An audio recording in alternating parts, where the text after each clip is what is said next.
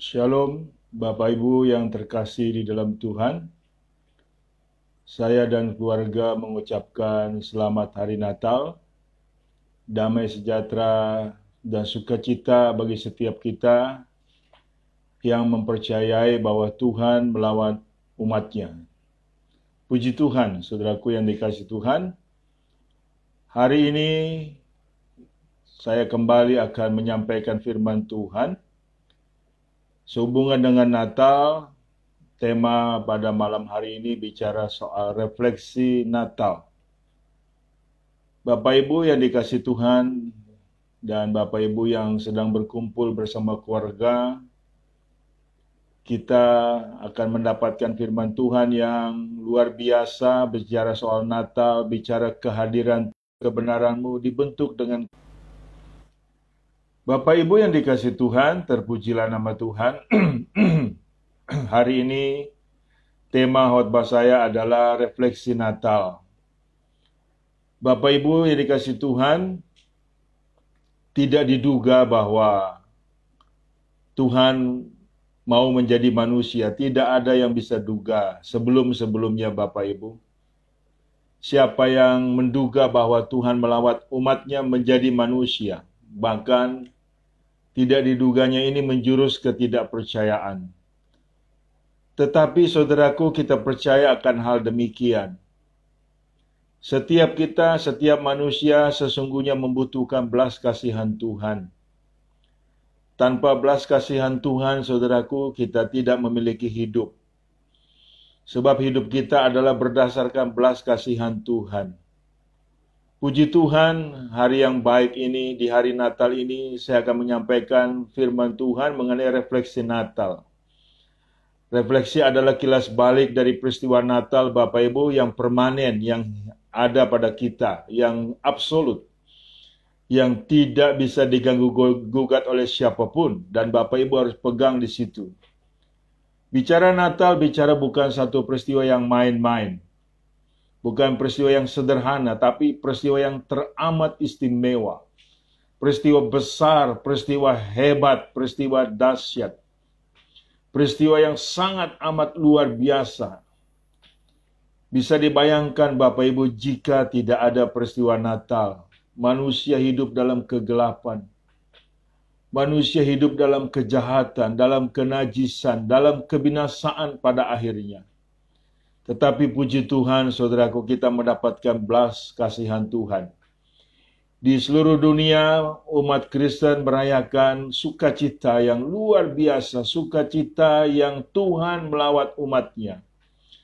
Refleksi Natal yang pertama, Bapak Ibu, kita mendapatkan adalah habis gelap, terbitlah terang.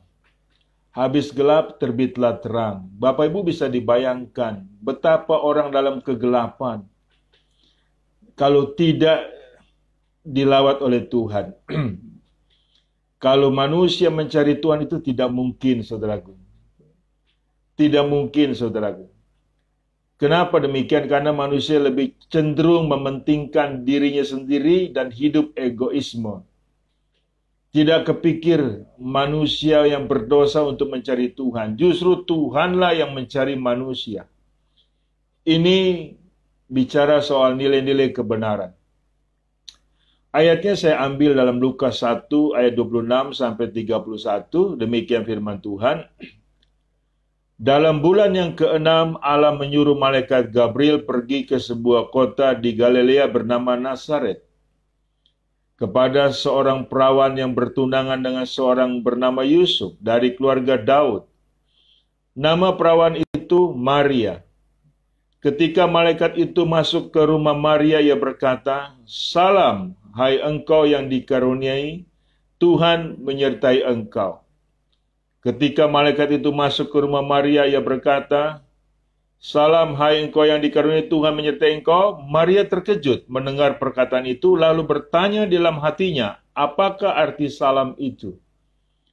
Kata malaikat itu kepadanya, "Jangan takut, hai Maria, sebab engkau beroleh kasih karunia di hadapan Allah.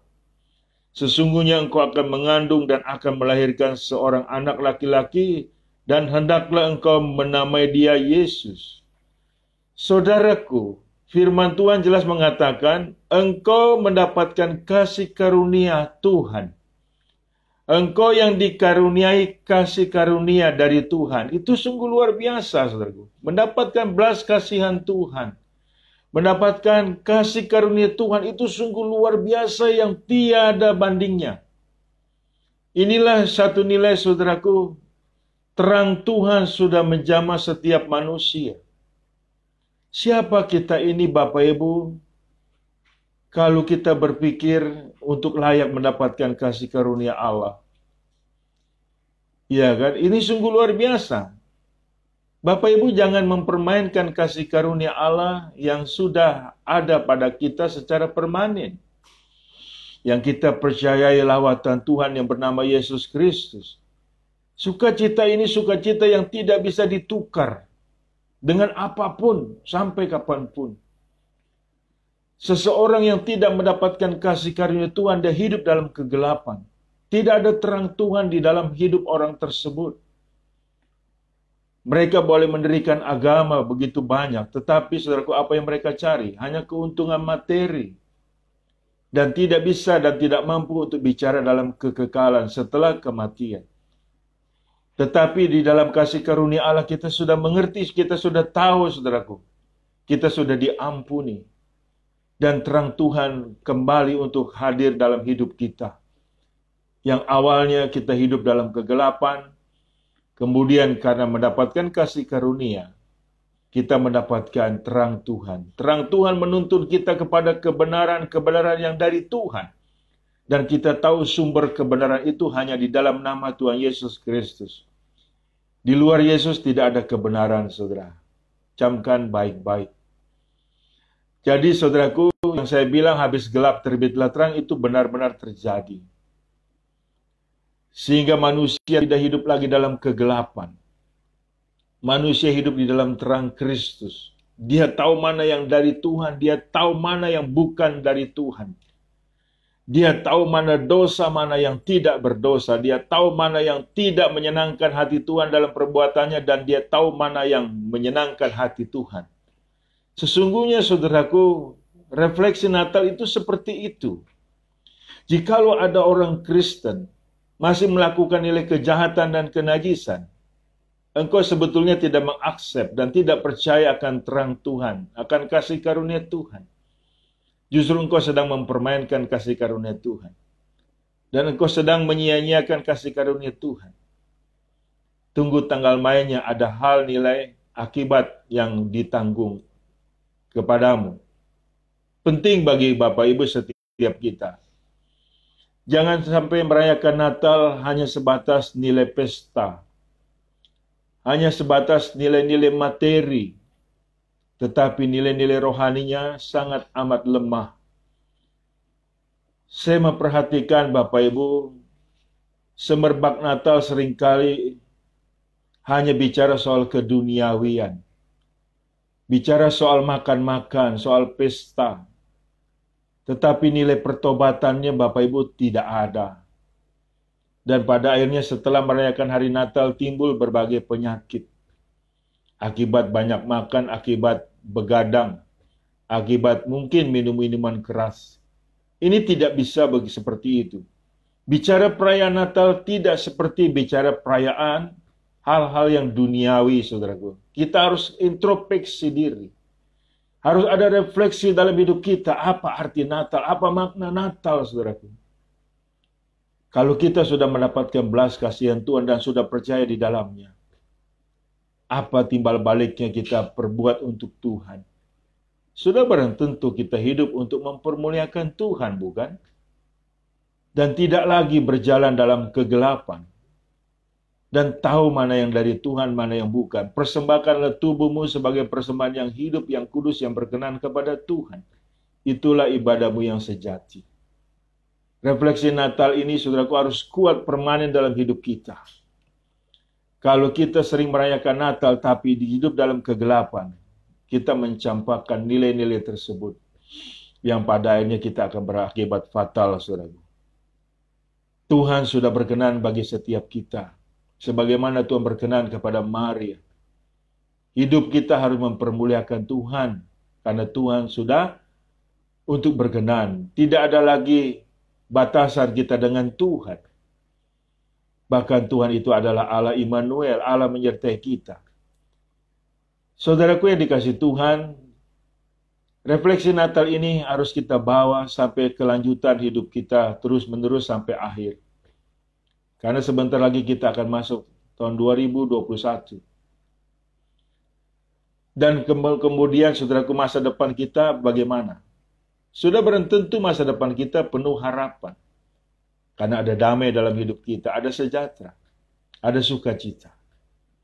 Nah, di sini pun juga kita perlu ingat kembali akan pengampunan atas orang lain. Kita tidak bisa merayakan Natal tanpa mengampuni.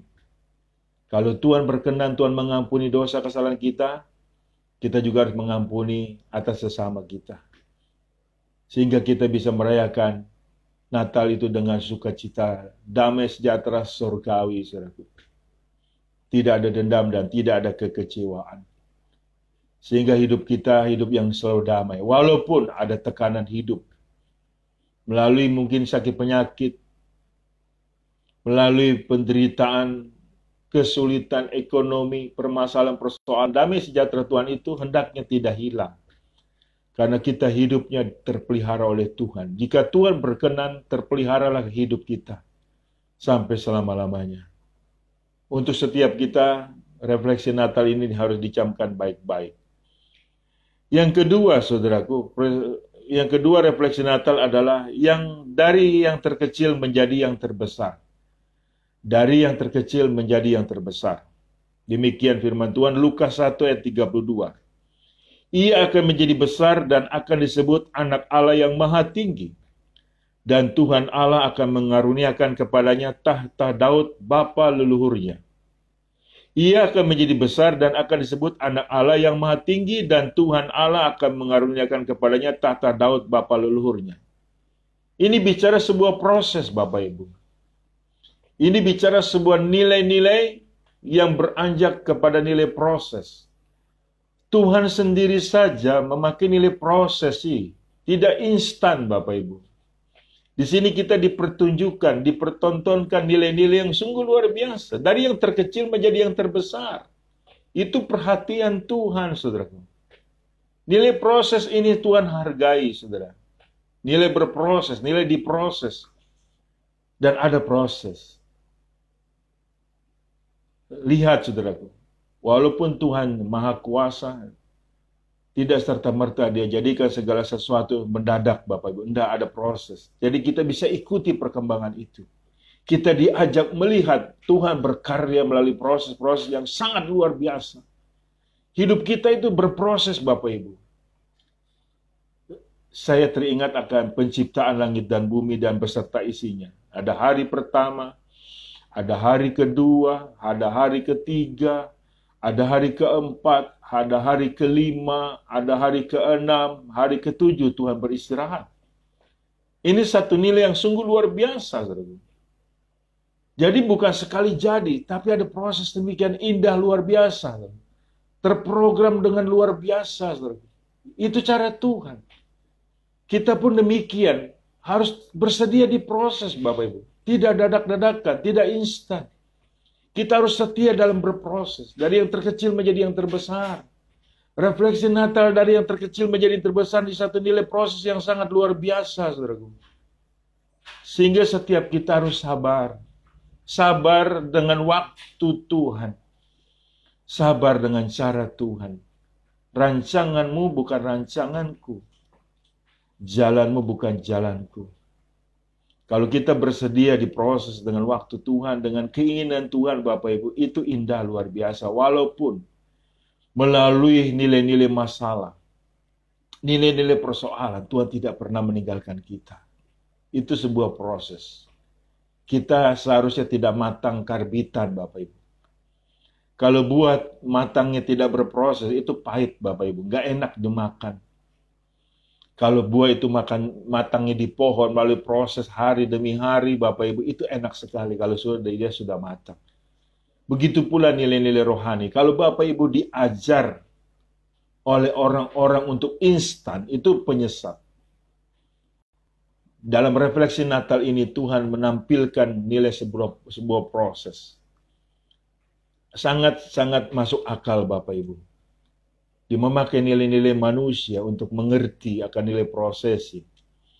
Di Matius 25 ayat 21 dikatakan, maka kata tuannya itu kepadanya, baik sekali perbuatanmu itu, hai hambaku yang baik dan setia. Engkau telah setia dalam perkara kecil, aku akan memberikan kepadamu tanggung jawab dalam perkara yang besar. Masuklah dan turutlah dalam kebahagiaan Tuhanmu. Luar biasa, saudara. Jadi, saudaraku, nilai-nilai ini nilai-nilai yang sangat luar biasa. Kalau saya pribadi, saudaraku, cara Tuhan ini luar biasa. Dan itu kita bisa mengikutinya dengan baik.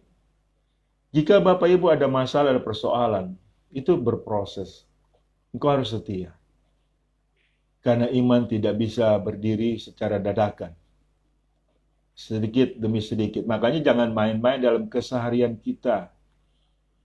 Kalau kita sudah bersedia diproses, Bapak Ibu, kita ikuti cara Tuhan. Kita ikuti karya Tuhan. Kita ini berproses karya Tuhan. Makanya waktu Yesus di dalam kandungan 9 bulan, saudaraku. 9 bulan. Walaupun dia Roh Kudus 9 bulan, saudaraku. Tidak 3 bulan lahir. Iya toh? Itu namanya apa? Prematur. Banyak orang Kristen punya iman prematur.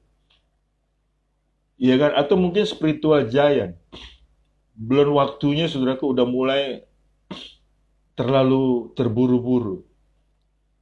Jadi indah sekali kita diajar dengan manajemen waktu oleh Tuhan. Sehingga Bapak Ibu, nilai-nilai hidup kita itu adalah harus bersabar. Bersabar di dalam Tuhan, ikuti cara Tuhan. Apa maunya Tuhan. Dengan tekun, dengan setia, dengan tulus Bapak Ibu. Dari yang terkecil menjadi yang terbesar. Indah luar biasa. Dan bagi Tuhan tidak ada mustahil. Jadi refleksi yang kedua Bapak Ibu adalah dari yang terkecil menjadi yang terbesar. Yang ketiga Bapak Ibu, refleksi yang ketiga, dari yang tidak kekal menjadi kekal. Kita hidup di dalam alam yang tidak kekal, akan menuju ke alam yang kekal. Itu nilai yang diperlihatkan, yang ditampilkan dengan refleksi Natal ini. Dalam Lukas 1 ayat 33, dan ia akan menjadi raja atas kaum keturunan Yakub sampai selama-lamanya dan kerajaannya tidak akan berkesudahan. Sungguh luar biasa. Sangat mungkin Bapak Ibu kita yang tidak kekal ini hidup dalam dunia yang fana ini, hidup di dalam dunia yang akan terhilang ini akan menuju kepada nilai kekal. Itu satu nilai bukan lagi pengharapan, tapi itu kepastian Bapak Ibu. Indah bukan? Di dalam refleksi Natal ini Bapak Ibu ada nilai kepastian bahwa manusia akan hidup di dalam kekekalan di dalam kerajaan surga. Sungguh luar biasa. Jadi saudaraku, manusia tidak mati begitu saja, hilang, enggak. Ada nilai proses. Iya saudaraku, ada satu nilai yang tidak kekal menjadi kekal. Hanya di dalam nama Yesus Kristus hal itu dimungkinkan. Bahkan di Galatia 3:29 dikatakan, dan jikalau kamu adalah milik Kristus, maka kamu juga adalah keturunan Abraham dan berhak menerima janji-janji Allah. Janji bukan hanya bicara materi di alam yang fana ini, tapi janji juga bicara di alam yang kekal, bicara di alam yang rohani, di sorga yang mulia. Sungguh luar biasa, saudaraku, nilai refleksi Natal ini. Ini kita dapatkan oleh karena karya Tuhan. Jadi bicara Natal, bicara yang sangat luar biasa, sangat dalam sekali. Sangat luar biasa sekali Bapak Ibu. Sungguh luar biasa. Kalau bagi saya, saudaraku, nilai refleksi Natal ini sangat amat luar biasa. Itu makanya saya beriman di dalam Yesus Kristus. Jadi hal kematian bukan lagi yang menakutkan. Hidup adalah Kristus. Mati adalah keuntungan, saudaraku. Nilai proses ini, saudaraku, atau nilai-nilai yang dari tidak kekal menjadi kekal, itu masuk akal. Sekali lagi saya bicara, karena bagi Allah tidak ada yang mustahil. Jadi Bapak Ibu, dalam peristiwa Natal, dalam kita merayakan hari Natal, jangan hanya besar nilai-nilai duniawinya Bapak Ibu. Kita mengadakan perenungan yang mendalam. Apa arti Natal? Memang seringkali, saudaraku, ada banyak semboyan dikatakan damai sejahtera Allah yang melampaui segala akal akan memelihara kita. Itu betul. Tetapi bukan hanya sebatas itu. Harus lebih mendalam lagi. Sehingga kita tidak percuma merayakan hari Natal. Kita makin diperkuat, makin diperkokoh iman dan percaya kita. Dan sampai setia selama-lamanya. Yang keempat, dari yang mustahil menjadi tidak mustahil. Saudara, dari yang mustahil menjadi tidak mustahil. Lukas 1 ayat 35-37. Jawab malaikat itu kepadanya, Roh Kudus akan turun atasmu dan kuasa Allah yang maha tinggi akan menaungi engkau. Sebab itu anak yang akan kau lahirkan itu akan disebut kudus, anak Allah. Dan sesungguhnya Elisabet sanakmu itu, ia pun sedang mengandung seorang anak laki-laki pada hari tuanya, dan inilah bulan yang ke-6 bagi dia yang disebut mandul itu. Sebab bagi Allah tidak ada yang mustahil. Awalnya Maria bertanya, bagaimana mungkin aku mengandung sementara aku belum bersuami? Itu lumrah. Itu lumrah Bapak Ibu. Pertanyaan sangat manusiawi sekali. Iya toh? Dan pertanyaan ini juga seringkali dipertanyakan oleh orang-orang yang kebanyakan, saudaraku. Cuma ada dua, saudaraku, langkah kemudian. Maria, begitu dia mempertanyakan hal itu, dijelaskan sama Gabriel, malaikat Gabriel, kemudian mengambil langkah percaya. Tetapi ada orang yang ragu, saudaraku, yang mempertanyakan hal itu, mengambil langkah tidak percaya. Bahkan kesannya mengejek. Nah, saya nggak pusing dengan hal itu. Semua ada buahnya, ada tuaiannya masing-masing. Kalau saya percaya, bagi Allah tidak ada yang mustahil, Bapak Ibu. Pegang kuat-kuat, bagi Allah tidak ada yang mustahil. Jadi dalam peristiwa apapun yang kita hadapi, kalau kita percaya bagi Allah tidak ada mustahil, ada jalan keluar, ada jalan jawaban. Tidak ada jalan buntu. Makanya kita tidak boleh putus asa. Bahkan di 1 Korintus 2 ayat 9, teringat saya dengan ayat tersebut. Apa yang tidak pernah dilihat oleh matamu, apa yang tidak pernah didengar oleh telingamu, apa yang tidak pernah timbul dalam hatimu, itu yang Tuhan sediakan bagi orang-orang yang mengasihi Dia. Surprise Bapak Ibu. Kita punya Allah yang sangat maha kuasa, maha segala-galanya, maha luar biasa. Masakan kita tidak percaya seperti itu? Kita terbatas Bapak Ibu, tapi bagi Allah tidak terbatas. Makanya di sini Maria percaya, ya kan? Sekarang yang bicara ini siapa? Bicara ini malaikat Gabriel. Malaikat Gabriel adalah juru bicaranya Tuhan, saudaraku. Iya kan? Ini malaikat luar biasa, saudaraku. Jadi kalau manusia yang bicara, ya, saudara belum tentu kita tidak percaya, mungkin rekayasa. Tapi ini malaikat yang bicara. Dan kita percaya bahwa ini adalah firman Tuhan. Jadi jangan ragu-ragu, sebab masih banyak orang Kristen ragu-ragu dalam hal ini, Bapak Ibu. Makanya kemudian mereka murtad. Atau mungkin mereka kedukun. Iya dong. Menduakan Tuhan. Jadi hati-hati saudaraku dengan refleksi Natal ini. Apakah Bapak Ibu percaya atau tidak? Kalau Bapak Ibu percaya bagi Allah tidak ada mustahil, kejadian ini benar. Kejadian ini ada. Dan kejadian ini mengikat kita secara permanen, kita percaya di dalamnya. Bagi Allah tidak ada mustahil. Apa yang kemudian yang terjadi, saudaraku, kita lihat. Yang kelima, dari ragu menjadi tidak ragu-ragu. Lukas 1 ayat 34-nya. Kata Maria kepada malaikat itu, Bagaimana hal itu mungkin terjadi karena aku belum bersuami? Dan dikatakan ayat 38-nya, sesungguhnya aku ini adalah hamba Tuhan. Jadilah padaku menurut perkataanmu itu. Lalu malaikat itu meninggalkan dia. Luar biasa. Jadilah sesuai perkataanmu. Sebab aku ini hamba Tuhan. Kita sebagai hamba Tuhan, sebagai anak Tuhan, jadilah sesuai perkataan Tuhan. Jadi hidup kita sesuai perkataan Tuhan, sesuai kegenapan, bukan kebetulan, saudara. Jadi hidup kita dalam kuasa firman Tuhan. Seharusnya demikian. Kalau tidak demikian, keraguan-raguan itu akan membunuh iman percaya kita.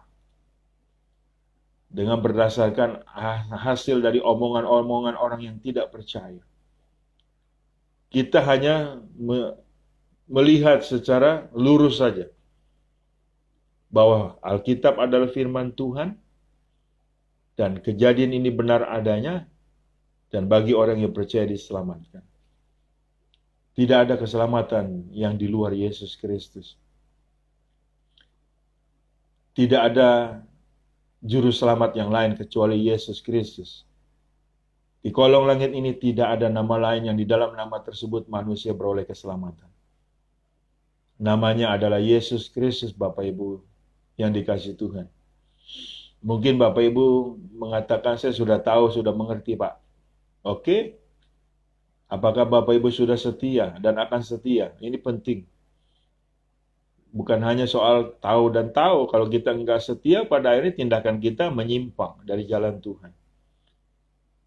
Jadi, refleksi Natal itu sangat luar biasa.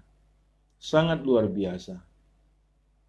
Ada nilai-nilai yang menghidupkan kehidupan iman percaya kita. Dan kejadian ini, sekali lagi saya bicara, benar adanya. Tidak ada unsur dongeng dan tidak ada unsur rekayasa. Bapak Ibu yang dikasihi Tuhan, refleksi Natal, saya berharap memberkati Bapak Ibu sekalian. Selamat Hari Natal. Salam dari keluarga saya, bagi keluarga besar Bapak Ibu sekalian. Saya percaya Natal ini membawa berkat bukan hanya materi, tetapi juga sukacita surgawi. Selamat Hari Natal dan selamat malam. Tuhan Yesus memberkati, saya berdoa untuk Bapak Ibu sekalian. Bapa surgawi, dalam nama Tuhan Yesus, aku sudah menyampaikan isi hatimu. Betapa indahnya Engkau melawat kami.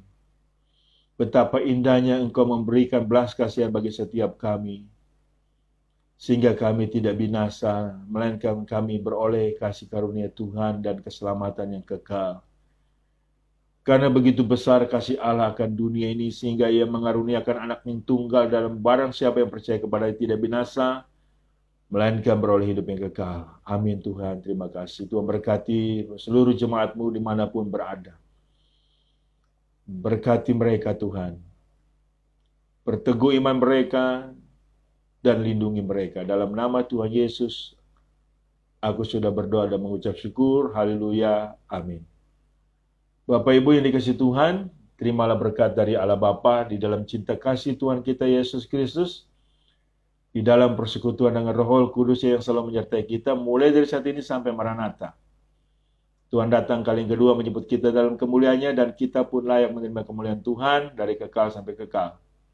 Tuhan Yesus memberkati. Sekali lagi selamat Hari Natal. Sukacita surgawi.